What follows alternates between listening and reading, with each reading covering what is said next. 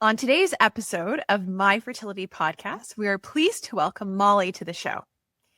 She describes her fertility journey as long, full of surprises, and a crazy roller coaster. Molly and her husband started trying to conceive in their mid to late 20s. Fast forward to a few years ago when they found themselves under the care of Dr. Garcia here at Markham Fertility Centre. At MFC, they did one retrieval, multiple transfers, and unfortunately had multiple losses, immune testing, and treatments that resulted in their beautiful rainbow baby, Nia, born in 2022. You can connect with Molly on Instagram at __ Molly Edwards __. In this particular episode, we refer a lot to fertility care and resources in Northern Ontario. We are very happy to announce that as of August 2025, which is the time of this recording, Markham Fertility Centre is officially offering satellite monitoring in partnership with Nia Women's Health Network in Sudbury. To learn more about the services we offer, please visit markhamfertility.com/locations. Welcome, superhumans, and welcome, Molly. Thank you so much for joining us today. There is so much that we want to talk about. I think that this conversation is going to help a lot of people. So let's start right at the beginning. Tell us about you, about your family, your journey, and how is it that the universe collided so that you are having a conversation with the two of us on this Wednesday afternoon on My Fertility Podcast. Oh, I feel like this could take a while. No, I'm just kidding. I am from Northern Ontario, so Sudbury. I grew up here. I met my husband when we were fairly young. We've been together for almost 20 years. We met each other when I was about maybe 18, 19. I was in school and we both loved children, spoke about having a family, and we just wanted to make sure we were kind of where we wanted to be in our careers, possibly have a house, and have some more time go by. We got married 2014. And right around that time is when we felt comfortable attempting to start a family. And we thought nothing of it, as sometimes we are taught this could be easy and this was the right time. So after we got married, we decided to try. I had some very painful cycles and long cycles. It was sometimes hard to track. So after about 6 months, I thought there might be something more. We aren't getting pregnant. So we decided to look into what we have here in the north. We don't have a full fertility clinic here. So we went to OBGYN at the time. They had run some tests. And from what they could see, they thought I had advanced endometriosis. So we decided to take that step first. We went and did a laparoscopic surgery down in Toronto. And at the time, it wasn't as bad as they thought. It was actually a massive cyst. They removed that. They cleared out the slight endometriosis that was there. And he was very confident that this would now work. Came back home, healed. We tried another 6 months and it did not do anything. We then, as most people, you don't know where to start, especially in the north. And at the time, there wasn't a lot of these communities that there are now where you can find information very quickly. And there's a lot of people coming forward with their stories. And we didn't have all that. So we did slight Googling and attempting to find maybe somewhere down south. We had testing done on Brett here in the north. It came back as basically no sperm. So he then went to an endocrinologist here in Sudbury while we were being referred to a fertility clinic. They had put him on some medication. Actually, I believe it was HCG, thinking it would increase his sperm count. When we finally got to the fertility clinic, we were just hoping for anything, as we thought that was the only issue, was male factor at that time. So they did a test and he did have very low sperm, but several million. And we thought, this is okay. We can do a round. We did a round. It yielded us 3 embryos. I was young enough, and it was our first round. We did not do any testing on those. Nothing resulted from those 3. We did a second round. Now, we did not have good results from that. We had 2 day 3s that we had decided at the time to go with as a day 3. Same thing, nothing. We felt there was more to it. We felt that we needed something more, maybe more testing, maybe a different protocol. I was learning everything as I was going, trying to find out everything I could about this. And it wasn't really reciprocated. In our egg retrievals, my 2 I had were excruciating. And so at the time, how I came upon Markham was I was trying to find a clinic that was open to new protocols and possibly some sort of immune testing. And that was the only clinic that kept coming up saying, you're pretty much put under for egg retrievals. You don't feel anything. And I thought, this is what has to happen because my first 2 were so traumatic. I actually didn't think I could do a 3rd retrieval. Then we got referred to Markham, and we did our 3rd round at Markham Fertility. That yielded completely different results than the first 2. We had several embryos to work with. And along the way, of course, it was a lot of trial and error. This is where we had some losses. We decided to do a lot of the immune testing, some of the treatments. And then the very last genetically normal embryo, we went full in with a very, I guess I consider this a heavy immune protocol. And that was finally our successful pregnancy for Nia, who was born December 2022. I guess that's a long form in a way, but there's many things in between this that kind of occurred. Thank you so much for sharing your story. And of course, congratulations on your little one, who's not so little anymore, I guess, at this point. Crazy. She's little over 2.5 now. Oh my goodness. Wow. One thing that really struck me about your story, though, I have to say, is about endometriosis, actually, because I feel like it's become a lot more present in the, let's say, the cultural juggernaut, if I will, of fertility right now, where everyone's kind of talking about silent endo, quote unquote, the occult endometriosis and the effects on fertility. It struck me as a really interesting part of your story because that was like the first thing. And, you know, if I can say, people thought, okay, it was the endo, that's the problem. If we fix that, then you're going to be okay. But that's not necessarily always the case, which is maybe a narrative that we don't necessarily hear right now so much in the world of fertility, or that, you can have multiple issues, that endo is just one piece of this bigger puzzle. So how do you feel about kind of this increase in popularity or increase in sort of talk about endometriosis these days? I love it, only because when I first heard the doctor say this, I actually had no one to turn to. None of my friends have ever or knew of it if they did have it. Nobody I knew had it. I had never really heard of it on social media or just anywhere. And I was kind of concerned when they were explaining what endometriosis is. And I was like, well, this sounds very complicated and kind of like dangerous in a way. It's like growing out. I just couldn't understand it all. Of course. And this was, now looking back, I guess, I guess 10 years ago. So I love it now because over the last 5 years, I see so much more talk about it.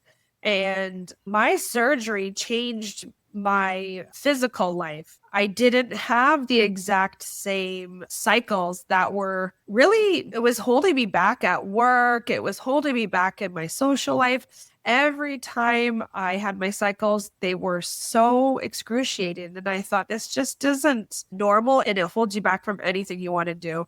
So I love it. It was very confusing to me at the time. And I wish I would have known more It's not quite as scary, I think, when you realize maybe how common it truly can be. It's just interesting to me that you really have no idea how your journey is going to go. At the beginning of this, we thought this is this one thing. It's okay. Yes, it takes some time, but we'll go through this surgery and that's it. It'll be ready. We'll be ready to go after this. And it's really not how it went at all. We don't even know if it still would have been okay without that surgery. That surgery did help my life after the fact for sure. But fertility wise, we really don't have any idea because we still had to do so many steps afterwards. And on that note, what was it like going through the surgery and then finding out that the problem was a sperm in the first place?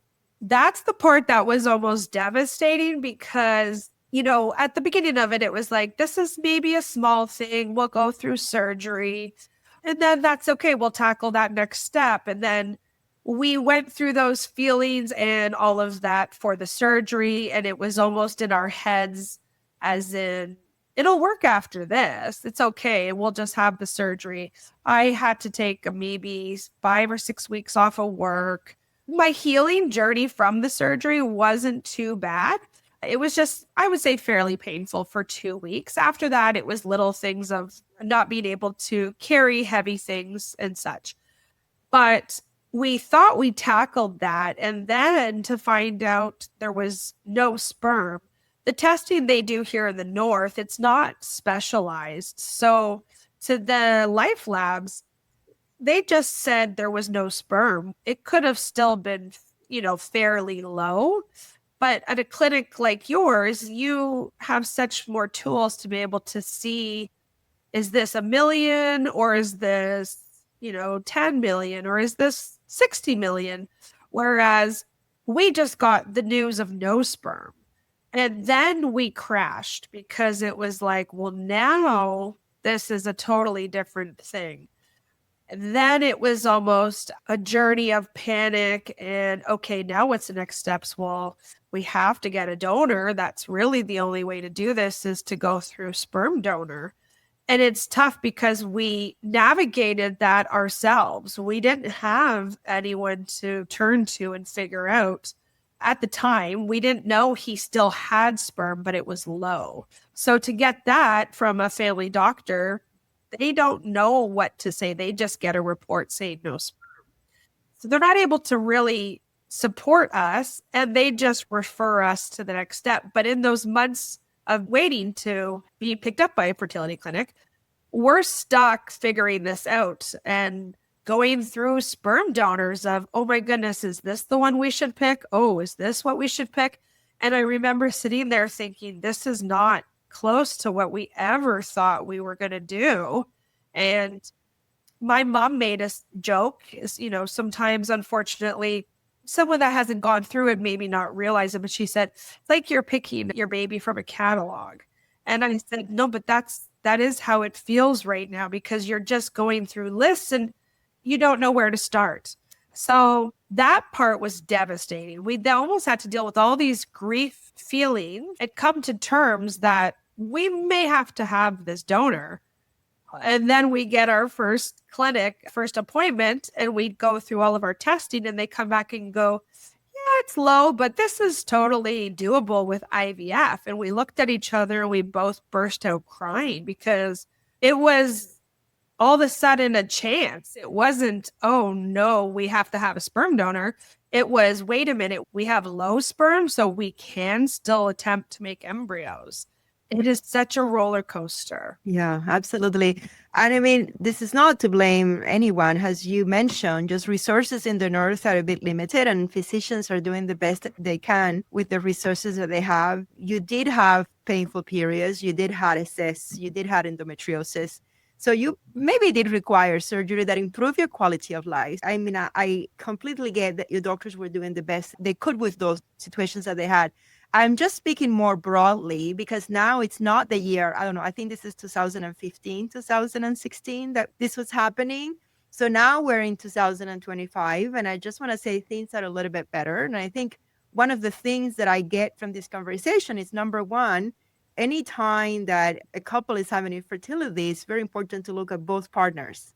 And I said that all the time. There are still patients who come to me who is like, but I had a cyst, but I have PCOS, but I had this problem. Therefore, it has to be me. We have to deal with this thing. I don't want to bother my partner. I'm the one that has the pain. I'm the one who can't get pregnant. I'm the one who's having irregular periods or heavy periods.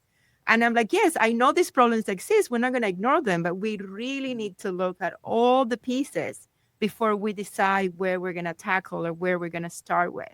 So that's number one. The second thing I would say is that now with virtual care, I assume that back then you had to drive all the way to Scarborough for your first appointment. So That's now right. with virtual care, somebody that was in the exact same situation where you are, they can be referred to a clinic, of course, Markham Fertility Centre, but you could be referred to any clinic, and then there are virtual appointments. Like here at Markham Fertility Centre, we do virtual appointments. Even if we cannot do a semen analysis right away, but we can talk to patients fairly quickly and get the ball rolling in terms of that information, and hopefully avoiding that situation where you're like looking at sperm donors completely on your own. Because if you had a chance to talk to a fertility specialist, even if you didn't have that good news of there is sperm, a fertility specialist would have been able to say, these are all the options. We can maybe find sperm. We can do ICSI. We can do, all kinds of things. And the last thing I would say also is, this is one of the reasons that we do the podcast. For example, we have an episode on sperm donors. Not that you needed one, but I think it's so important for resources to be available to people, because somebody like you in Sudbury, you get a referral, you need to drive for 7 hours to meet a doctor for the first time, to then come back and do tests, to then have their appointment, and then in the meantime, there is that black space, which I remember when I started practicing back in 2012, I felt that black space where I could not see the patients. They had devastating news and I couldn't get to them quickly enough. And I think this is one of the reasons I was so motivated to do the podcast and get on Instagram, because I want people to have information even when I'm not there. Another thing that I'd really love to highlight from what you said, Molly, is that, I always tell people like a little bit of sperm versus zero sperm are miles apart. And even when somebody does have a semen analysis with zero sperm, it does not mean that it's always going to be zero sperm. There may very well be sperm in the testicle end. So I always tell people like a semen analysis is just like one snapshot in time. We're going to repeat the sperm test. We're going to have another look. There's other things that can be done. And so if anyone is listening to this and they've just got news about a semen analysis, let's say that where there's no sperm and they're told that there's no sperm, does not mean that it's the end of that particular pathway, right? It's really an important thing just to speak with a fertility physician, basically, because there may be explanations, options to consider from there. I agree with that, because looking back on even all three of our rounds, we did 3 retrievals. And before that, we thought there was probably no hope. All of a sudden, we do 3 retrievals. And actually, even though it was lower sperm, we actually had really good fertilization rates every time.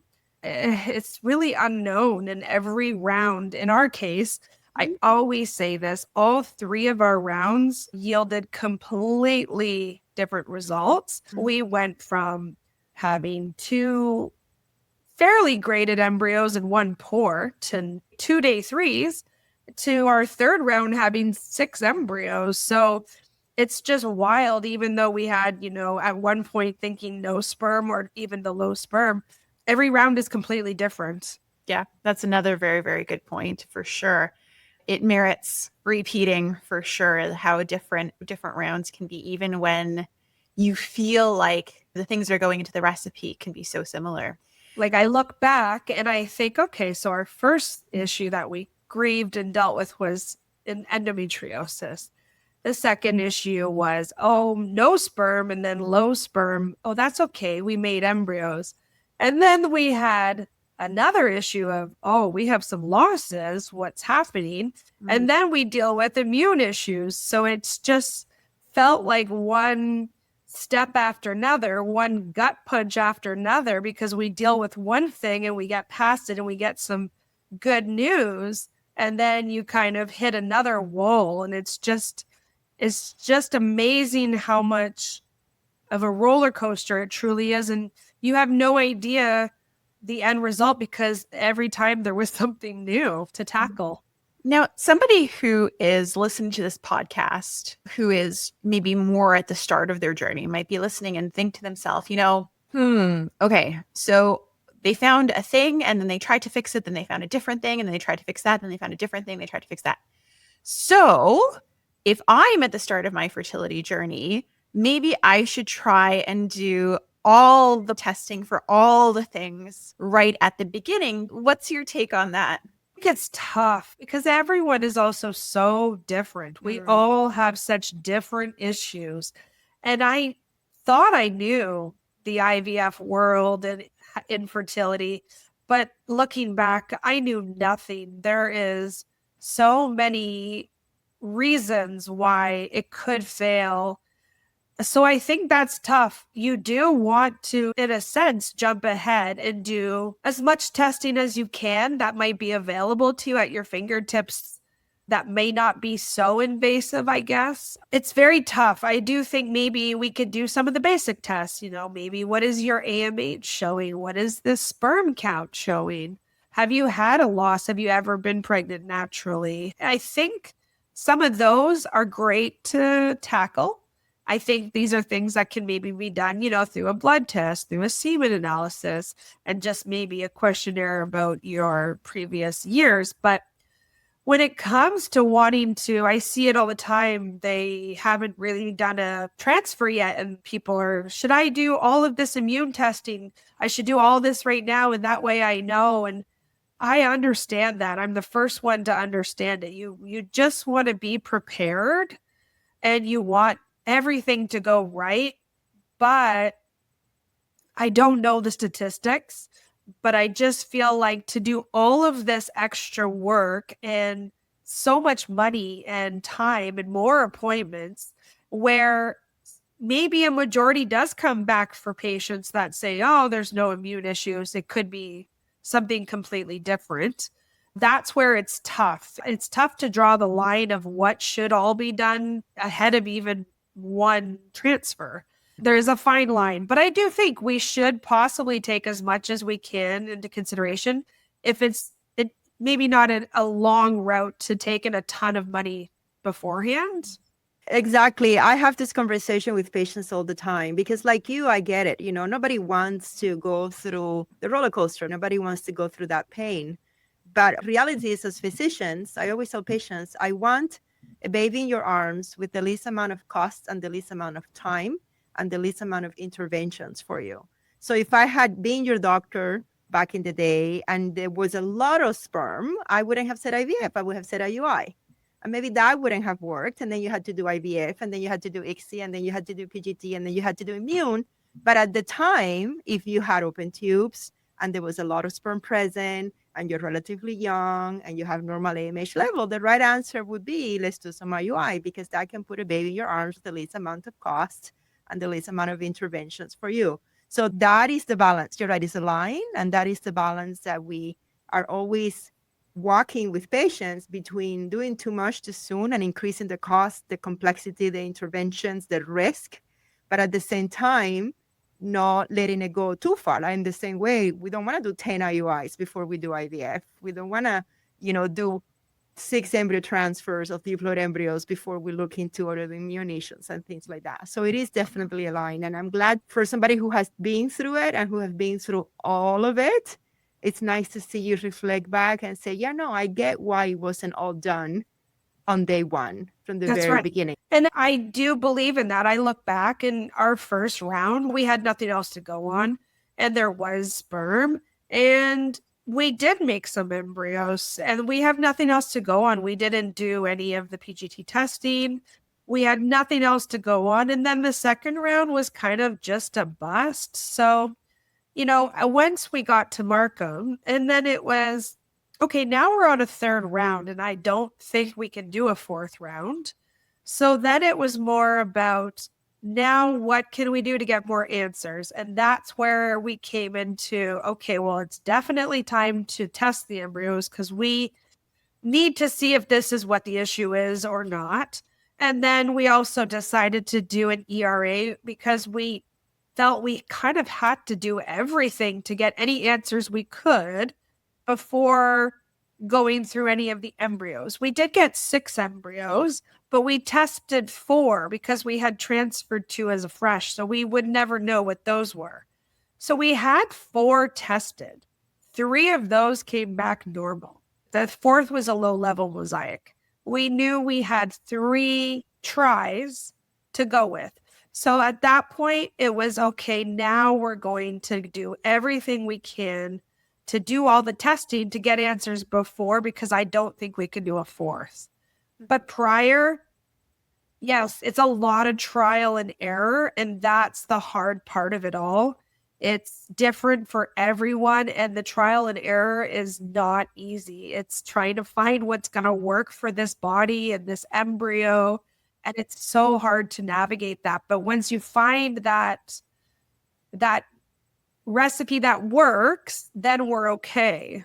This is such a super incredibly important point, because it's always this ongoing conversation. I think, Dr. Garcia, at some point, you always talk about how you're walking the path with the patient.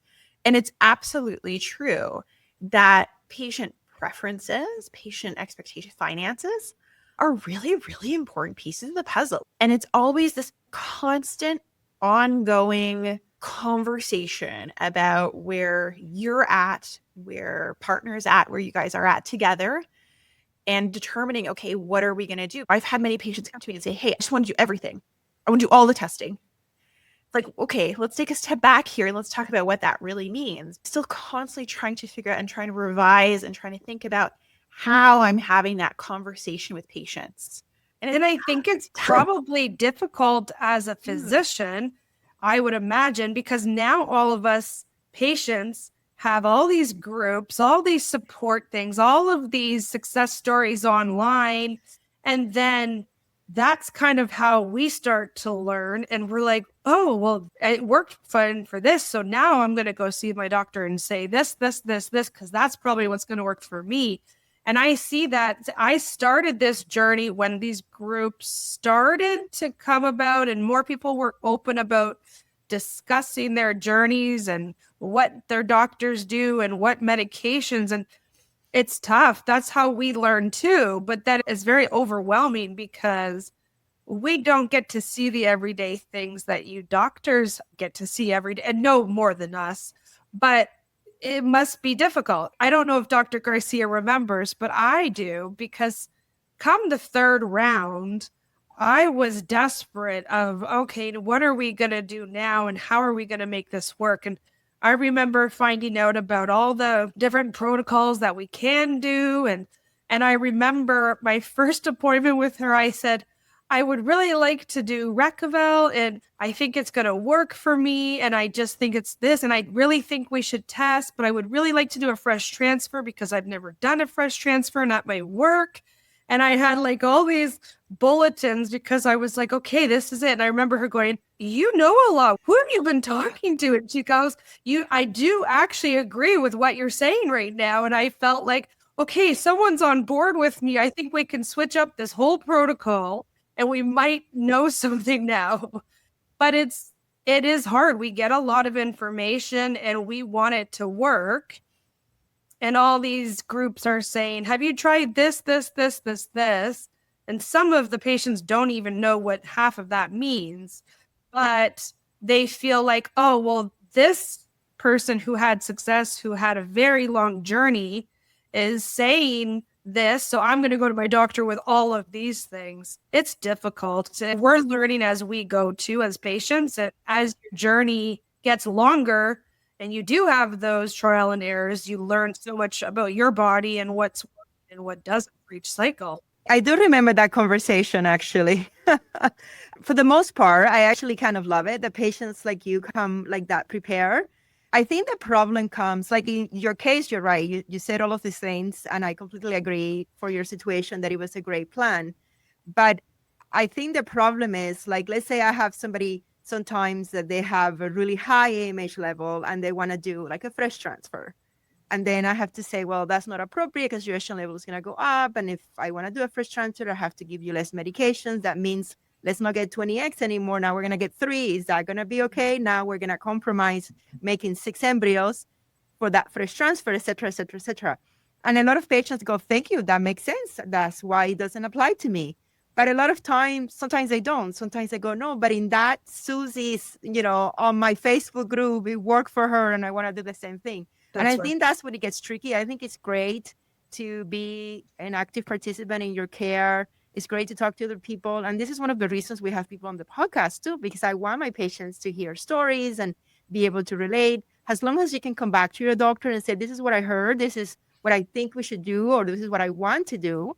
And then you listen to the expertise of your doctor, and they can actually explain why that protocol is perfect for you, like it was in your case. You actually nailed it. Or why it's not perfect for you for situations or specific conditions that you might not appreciate, because that's why we do the medicine and the study and the reading and things like that. So I think it's great when it works well, and like it did for us. It just gets more difficult when people are very stuck on these ideas that you hear in the groups and they're not willing to understand the nuance. And that everything has a cost, not just financial, but can be medical, right? I remember I had a conversation with a patient. This was recent. She's like, I think I might have endometriosis. I said, okay, we can do X, Y, Z, explore endometriosis. We can try and do a protocol in this way because this is what we would often do with patients with endometriosis. And she's like, well, but I really want to do this protocol for the transfer.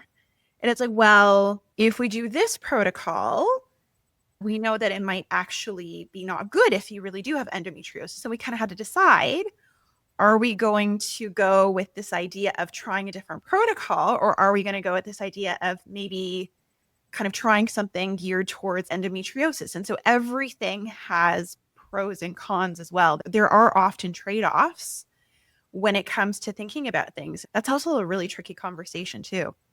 And I do have another question for you, Molly. You mentioned that you were at a different clinic and you wanted to do some research and switch clinics because of the pain with the retrieval, and you wanted the immune testing and something a little bit more advanced. I hear that all the time, and I know patients really struggle with that decision to switch clinics, usually for really good reasons. What was that like for you, and what advice would you give to somebody who is struggling with switching clinics? Oh, it was hard, only because you don't know the right way, of course. We don't have a crystal ball. We don't know, should we just attempt another one? Was it a fluke? Was it not? And you're already comfortable in, well, for most of us, unless something big has happened, you're already comfortable in your clinic. They've already done a lot of the tests. They know your previous round. There's so much to it. So you can kind of get very set in the ways and just keep going of cycle after cycle for some. For us, it was a matter of, I really felt I wanted to try something different. I felt, okay, well, my AMH seems to be okay. And now that we have sperm, and there's got to be a little more to it here. And as I got to know more, I just felt we need more. And the clinic wasn't really necessarily on board with that. That's when they thought, well, we should probably just do another round the same way, that each time you can get different results. And that was kind of the breaking point. It was, no, I need to just do something for ourselves in this moment and advocate. And I feel we need to do something more. I knew I also just couldn't go through another egg retrieval the same way. So those were the deciding factors of, I know it's going to be hard to start over new somewhere, but we need to do it. And I need to get that second opinion, and I don't want to have any regrets. And I felt that was the time to do it. We could only do one more round. If I could have done 3 more rounds, it may have been different, but I knew we could probably only do one more. And I felt it's time to do this now. I had already heard great things about Markham Fertility, and I thought, this feels like they're open to new things, and I need someone to be on my side for this and validate maybe we should try something different. So for someone that's thinking about it, it is very difficult. But if you feel you're not getting somewhere, or maybe your feelings aren't validated in a way, you're running out of resources and money, having a second opinion, I don't really think you can go wrong in a way. That's just how I feel. At least attempt it and hope for the best at that point, that something different is going to change than the other rounds that you've done at your current clinic. And I need to know, how was your retrieval with anesthesia? Because that actually I don't remember. It was amazing. And I remember waking up and I was shocked that I was truly out of it. Actually, I believe it was, I almost 90%, it was Dr. Vero that did the retrieval. And I remember beforehand, I think it was days before, and I told you numerous times how terrified I was. And you were reassuring me over and over that, no, we will make you comfortable. You really won't be able to feel this and you won't remember it. But I remember being told that at my previous clinic that, oh, we'll up the medications, it'll be okay. And it really wasn't. So I remember shaking beforehand. And I remember them counting, and I don't remember much past 2 or 3. I must have been totally asleep by then. I woke up to, nurses helping me get dressed. And I remember asking the anesthesiologist, I think Brett told me, my husband, he said, you kept asking him, do you have Facebook? We should be friends, because that was the best thing I've ever had. The greatest nap I've ever had. And I was just going on and on. So clearly it was a great time. And honestly, I don't remember it. I was in no pain. And I finally felt like, yes, this was the one I was comfortable. And it was amazing. I wasn't traumatized. And I was like, this is what I feel they should all be.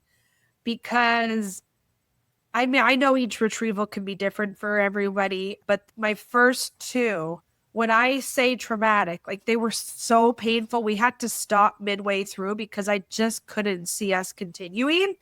And I don't think anyone should go through that. It's so hard. And I don't want that to impact someone's decision on another round or not, because that's where I was at. I told Brett, I can't do a 3rd retrieval. No matter how bad we want this, I can't do that. So I just feel like there is hope. Sometimes we do have to revisit to a different clinic that has a different protocol for retrieval. And not everybody needs it, to be fair. I think maybe because of the endometriosis, some people do fine with the regular conscious sedation medications, but you're absolutely right. There are patients who do not. And sometimes we get a lot of referrals, even from physicians and other clinics, saying, I can't make her comfortable. I cannot make her comfortable. Please do IVF in my patient because I cannot make her comfortable.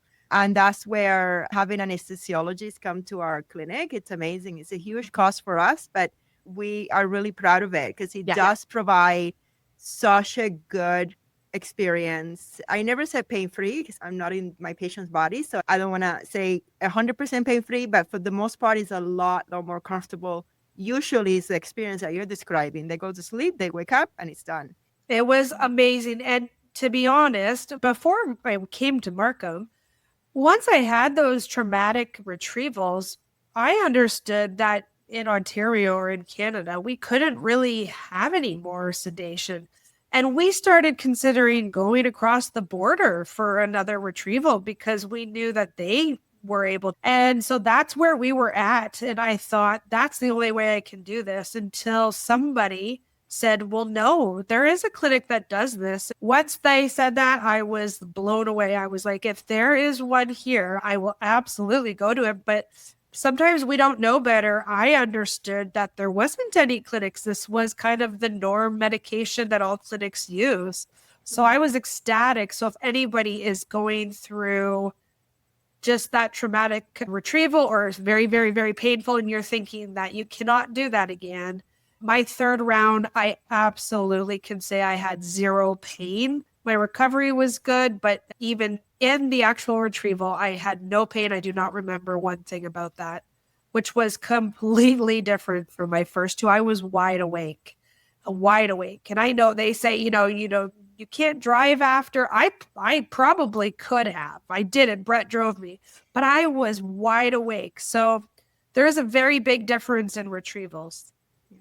Absolutely. It's one of the things that I love about working here. It's like doing that retrieval and patients like you who going into it thinking this is going to be terrible, and I can really reassure them. Like, I don't know how many eggs we're going to get. I don't know how many embryos, but I can tell you, you're going to be asleep. I can tell you. Yeah. Yes. And then they wake up and they're like, I can't believe this. It's awesome. Yeah. It was amazing. Yeah. And, listen, both Dr. Garcia and I have trained at other clinics. We have done retrievals on patients with these different conscious sedation and different sedation medications.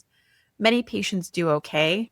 I would say for sure the majority of patients are okay going through a retrieval with I'll call it like the standard medications. But there is absolutely a subgroup of patients who it's like night and day for them for a variety of different reasons. There is no reason why the painful retrieval should stop somebody from doing another retrieval. Full stop, period. Yeah, I'm glad you had a good experience in that third retrieval. So, Molly, what kept you going? Because it was quite a lot, from a surgery to thinking you need a donor sperm to two very painful traumatic retrievals. Even when you came here, you had a good experience with the retrieval, but your first transfer wasn't successful. Your second, I'll let you tell that story, but it wasn't like you walked through the doors MFC and everything was perfect right away. What kept you going through all of that? And even now, when you were working with me, you always had such a positive attitude. You always were like, yeah, we'll do the next thing and we'll do the next thing and we'll do the next thing. So what was it? And can I bottle it up and give it to all the patients? I know. Sometimes I don't know, honestly. With IVF is a marathon of hope, uncertainty, resilience. It's everything.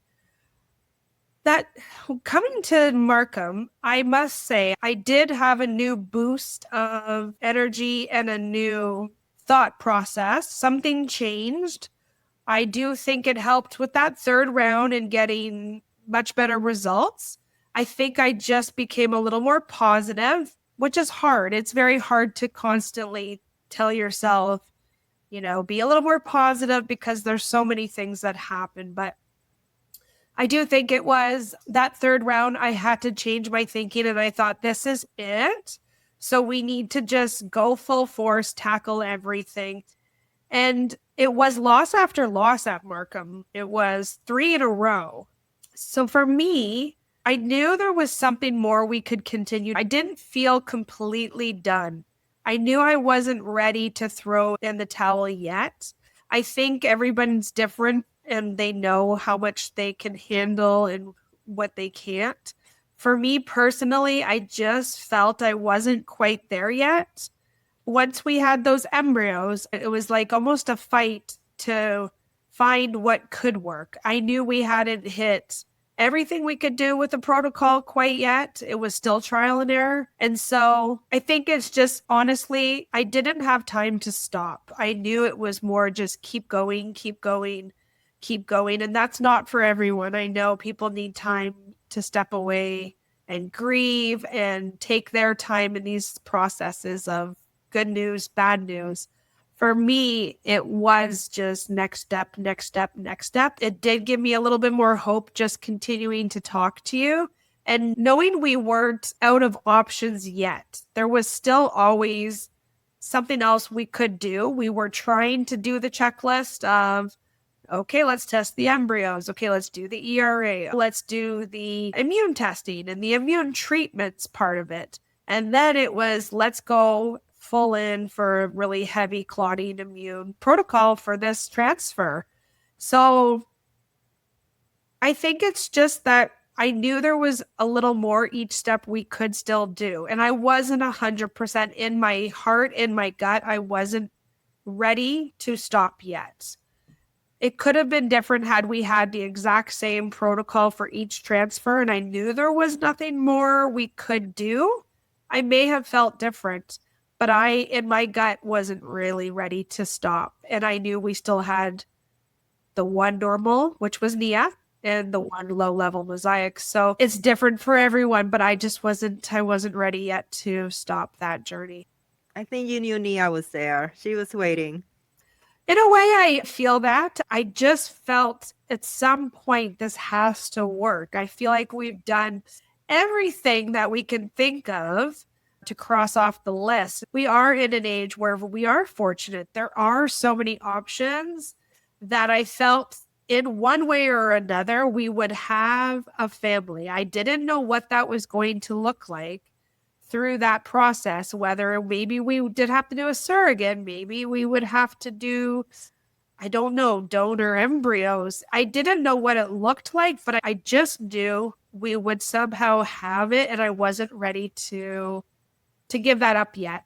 I think what I'm really hearing is that it's so important to know yourself and to have those check-ins with yourself, it sounds like, and then also with your partner, both of you separately, then also together, let's say, to really sort of do that soul searching. If somebody is going through the thick of it, right, they're on that roller coaster, you know, the ups, downs, how do you even start to like think about those things, whether you're done or not done, or how far you want to go? How did you do it to sort of be able to come to those conclusions that you weren't done yet?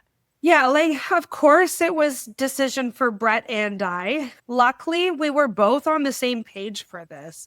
We did check in with each other frequently. I mean, communication is really important when you're going through this with a partner. Everyone will have different coping mechanisms and ways they deal with grief or bad news or good news. So for us, we did check in, and we were fortunate. We both felt the same way, that we could continue on together. I don't think I may have been able to do this by myself. I do think having that support of Brett and bouncing ideas off of each other and just knowing that we had each other, okay, we're going to keep doing this next step. And it felt like we were both on the same page. So maybe that motivated me a bit more to continue on. We both just felt at the same time, we're still going to do this. I have to say, it was a full circle moment for me when I was able to come to Sudbury and meet Nia. We met at the hospital lobby because I had another patient who had just given birth, who is your friend. That's right. So I went to see my other patient and her baby, and you were at work and you left work. And it was so amazing to see you all together and have that moment. So thank you so much for that. It was very, very special. It's wild. We wouldn't have missed it. You know, it is full circle, not just for me, but like you said, for my friend. It's wild looking back on my journey, her journey, how we met, how I had asked her, you know, please, I know you're at your wit's end, but I'm just telling you, we have to try to get you to Markham because you can't quit without at least seeing Dr. Garcia. And she was almost at her wit's ends too. So it was so full circle, her having the birth of her son, me being able to bring my daughter to see you. Yeah, lots of tears on her end, my end, your end. Nia, you know, Nia won't understand that yet, the significance of that full circle and how we dreamt of those moments.